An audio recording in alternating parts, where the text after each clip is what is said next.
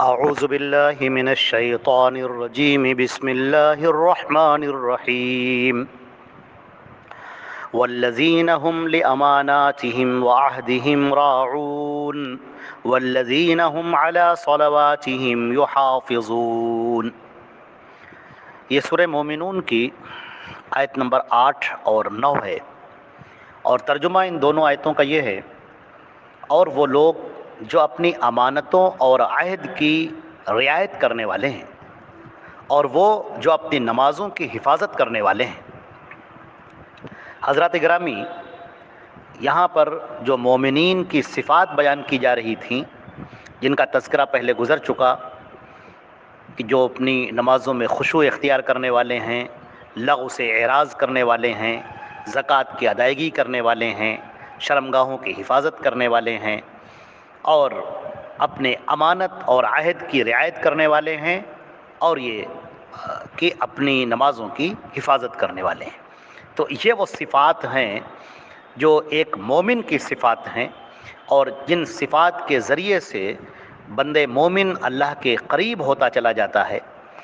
اور اللہ رب العزت اس کو اپنی پناہ میں لے لیتا ہے،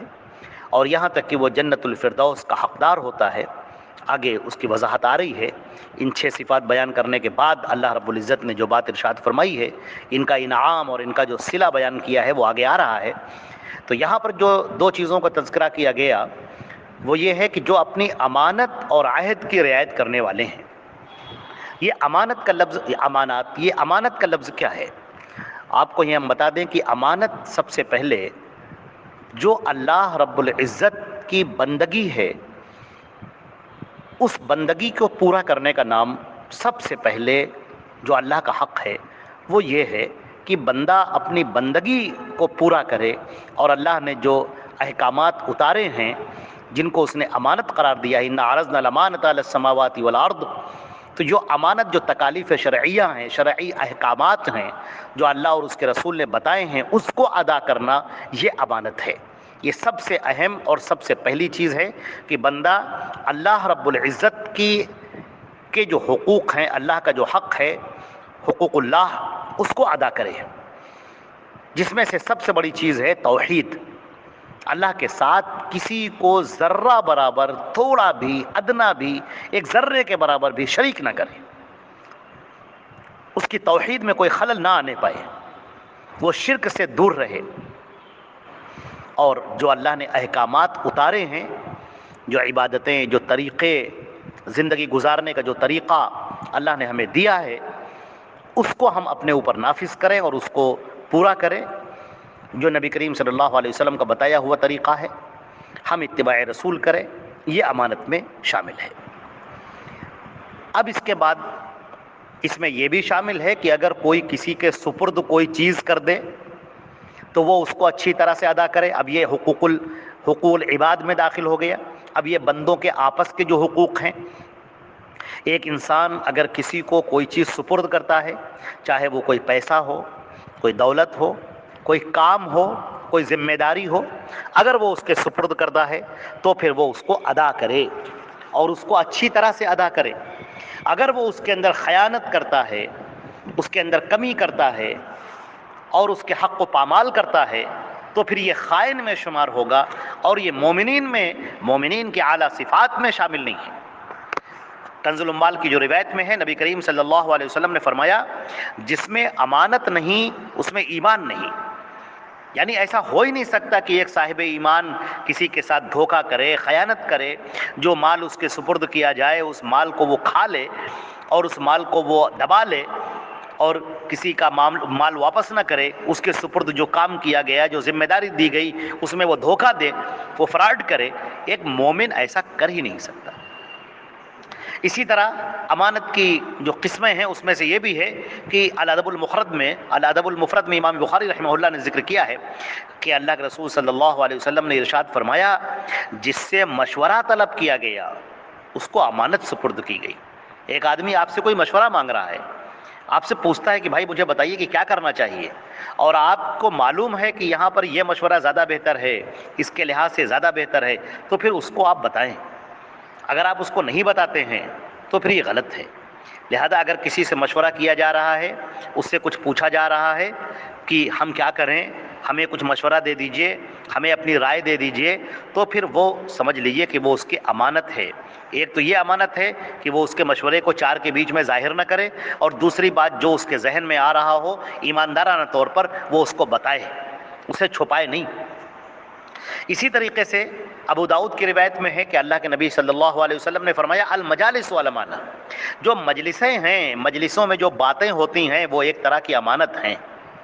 محفل میں آدمی گفتگو کر رہا ہے، کوئی بات کر رہا ہے، کوئی آپ سے دیکھ کر بات کر رہا ہے کہ یہاں چار لوگ بیٹھے ہوئے ہیں،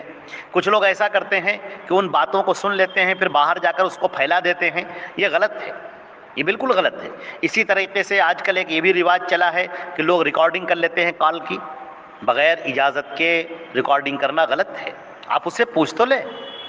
ہاں اگر اس کی بات وہ اس طور پر ہو، کوئی دین کی بات ہے، کوئی تبلیغ کی بات ہے جس کو بیان کر رہا ہے اور یہ اذن عام ہے کہ کوئی بھی اس کو سنے، تو ریکارڈ کر لیا جائے تو کوئی حرجہ نہیں۔ لیکن اگر کسی کی کال ریکارڈ کر رہا ہے، آدمی آپ سے گفتگو کر رہا ہے، کوئی اپنی بات کہہ رہا ہے، کوئی اپنی رائے دے رہا ہے، کوئی آپ سے مشورہ مانگ رہا ہے، یا کوئی اپنے دل کا درد آپ کے سامنے بیان کر رہا ہے، آپ اس کو ریکارڈ کیے لے رہے ہیں اور اس بیچارے کو پتہ بھی نہیں ہے، اور اس کے بعد اس کو پھیلا دیا جائے، یا اسی طریقے سے چپکے سے کسی کی تصویر کھینچ لینا، چپکے سے کسی کا ویڈیو بنا لینا، یہ ساری چیزیں سب خیانت میں داخل ہیں، یہ بالکل درست نہیں ہے۔ اللہ کے نبی صلی اللہ علیہ وسلم نے فرمایا کہ مجلس میں، ایک محفل میں جو باتیں ہوتی ہیں وہ ایک طرح کی امانت ہیں، بغیر، اب دیکھیے، بغیر آپ اجازت کے اس کو دوسری جگہ نہیں پھیلا سکتے۔ آپ سے کوئی بات کہی گئی ہے، کچھ اپنا سمجھ کر کوئی بات کہی گئی ہے، آپ نے اس کو چاروں کے بیچ میں پھیلا دیا، تو یہ بات درست نہیں۔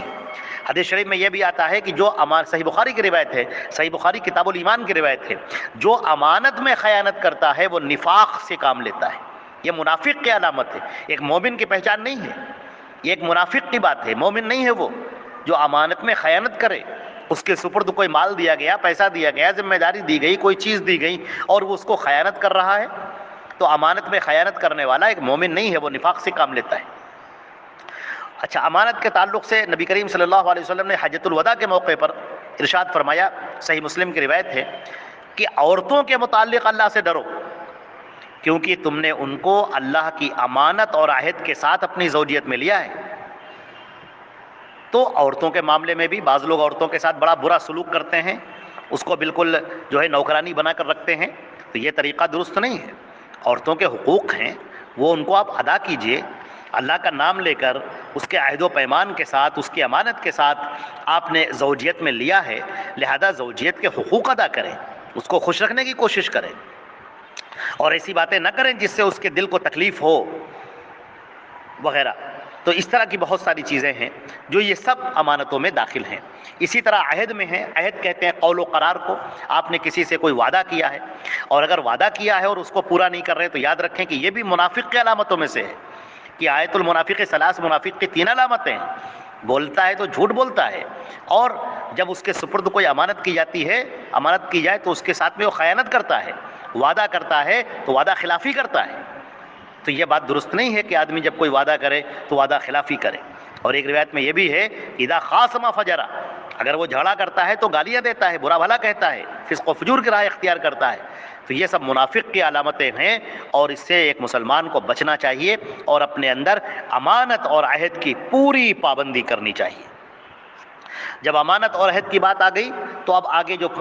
بیان کیا گیا والذین هم علی صلواتہم یحافظون، وہ جو اپنی نمازوں کی حفاظت کرنے والے ہیں۔ دیکھیں اس سے پہلے کیا آیا تھا، پہلے والی میں الذین هم فی صلاتہم خاشعون، جو اپنی نمازوں میں خشوع و خضوع اختیار کرنے والے ہیں، اور یہاں پر بیان کیا جا رہا ہے جو اپنی نمازوں کی حفاظت کرنے والے۔ حفاظت کا کیا مطلب ہے؟ حفاظت کا مطلب ہے نماز کو اس کے وقت پر ادا کرنا۔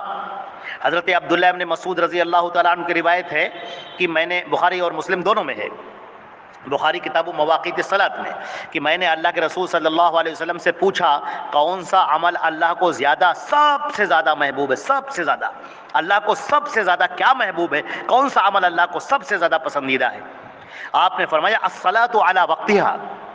نماز کو اس کے وقت پر ادا کرنا۔ میں نے کہا پھر کون سا عمل؟ آپ نے کہا والدین سے حسن سلوک، اپنے والدین کے ساتھ اچھا برتاؤ، اچھا سلوک۔ میں نے کہا پھر کون سا ہے؟ آپ نے فرمایا جہاد فی سبیل اللہ، اللہ کے راستے میں جہاد کرنا۔ تو آپ دیکھ رہے ہیں کہ نماز کو اس کے وقت پر ادا کرنا، اور ایک روایت میں آتا ہے الصلاۃ علی اول وقتہا، نماز کو اس کے اول وقت پر ادا کرنا۔ اور یہ منافق کی نشانی بیان کی گئی ہے کہ وہ نماز کو جو ہے بہت تاخیر سے ادا کرتا ہے، بیٹھا رہتا ہے، انتظار کرتا رہتا ہے، وقت تو ہو گیا، اب کوئی عذر نہیں ہے اس کے پاس، لیکن بیٹھا ہے، کاہلی میں بیٹھا ہے۔ وَإِذَا قَامُوا إِلَى الصَّلَاةِ قَامُوا كُسَالَىٰ، اور منافق کا معاملہ یہ ہے کہ جب وہ نماز کے لیے کھڑا ہوتا ہے تو بڑے کاہلی کے ساتھ کھڑا ہوتا ہے، اس کا دل نہیں کرتا نماز کسی طرح سے بس لو ادا کر لے۔ انس بن مالک رضی اللہ تعالیٰ عنہ کی روایت ہے مسلم شریف میں کتاب المساجد میں، یہ منافق کی نماز ہے کہ وہ بیٹھا ہوا سورج کو دیکھتا رہتا ہے، پھر جب سورج شیطان کے دو سینگوں کے درمیان آ جاتا ہے تو وہ اٹھ کر 4 ٹھونگے مار لیتا ہے، جیسے مرغی زمین پر کو یا مرغا جو ہے زمین پر اپنی ٹھونگے مارتا ہے تو 4 ٹھونگے مار لیتا ہے، اور اس نماز میں وہ اللہ کا بہت تھوڑا سا ذکر کرتا ہے۔ تو ہم یہ دیکھ رہے ہیں کہ نماز کے اندر سستی، نماز سے غفلت، نماز کو وقت پر نہ ادا کرنا، یہ سب ایک مومن کی نشانی نہیں ہے، منافق کی نشانی ہے، یہ علامات نفاق میں سے ہے۔ ایک مومن تو نماز کے لیے بالکل بے چین رہتا ہے، مضطرب رہتا ہے، جہاں جیسے ہی وقت ہوا، اول وقت ہوا، وہ فوراً آگے بڑھ کر اس نماز کو ادا کرتا ہے۔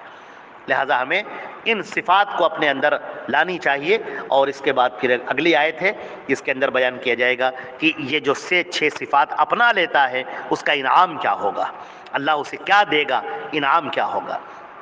وہ انشاءاللہ آگے بیان کیا جائے گا اللہ نے چاہا تو۔ والسلام علیکم ورحمۃ اللہ وبرکاتہ۔